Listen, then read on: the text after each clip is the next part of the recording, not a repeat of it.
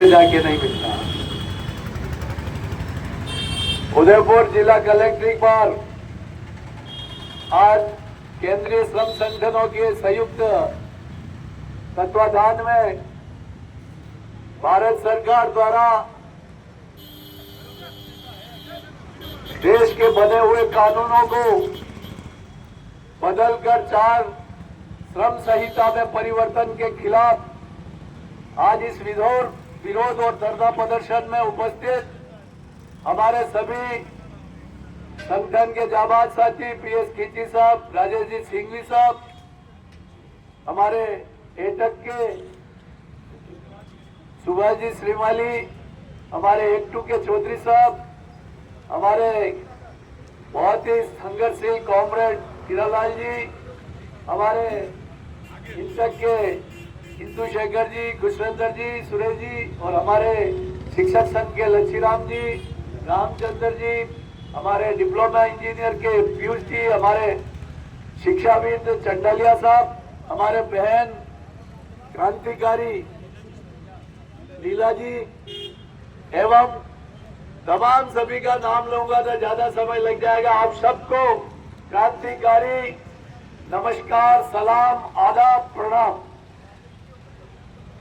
मैं थोड़ा विलंब से, क्यों मैं जयपुर से निकला था और यहाँ के पहुंचने के लिए मैंने 1 बजे का टाइम खींची जी को कहा था कि मैं किसी हालत में आऊंगा और आपके बीच में इसलिए आना जरूरी है कि ये मेरी कर्म भूमि है, जन्मभूमि है और यहाँ पर मजदूरों के बीच में मैं बड़ा हुआ, पला पोसा, मजदूर से मंत्री बना, संघर्ष किए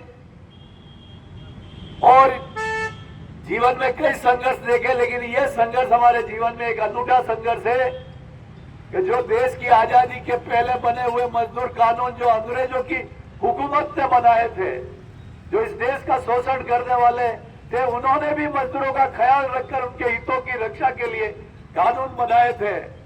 लेकिन देश आजादी के बाद अपने आप को स्वदेशी, अपने आप को राष्ट्रभक्त और अपने आप को भारत के ज्यादा वफादार कहने वाले लोग सत्ता में बैठे हुए उन लोगों ने उन अंग्रेजों के बनाए हुए, विदेशियों के बनाए हुए मजदूरों के हितों के कानून को इन स्वदेशियों ने उद्योगपतियों के हित में उसको बदल डाला। ये आज बहुत शर्म की बात है कि मोदी जी इसको घोषित करते हुए श्रमेव जयते बोल रहे हैं। अरे मोदी जी, किस मुंह से श्रमेव जयते बोलते? श्रमेव जयते का अर्थ क्या होता है?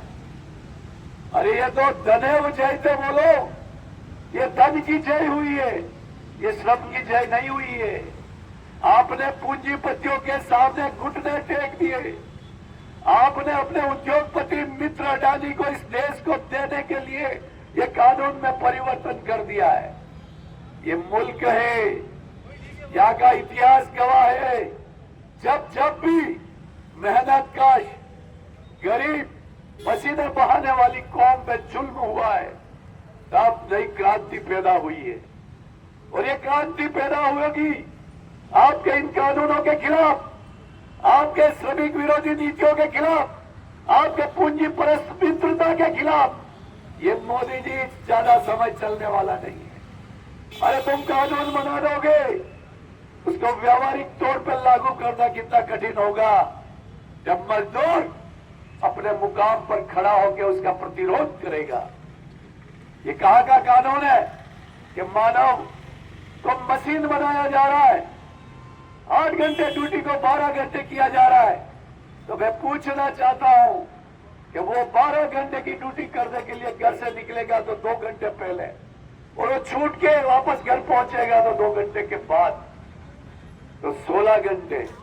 अब 16 घंटे में बचे हुए वो 8 घंटों में अपने परिवार की कैसे गुजारिश करेगा, उसके सामाजिक सरोकार कैसे निभाएगा, वो अपने दायित्वों का निर्वहन कैसे करेगा।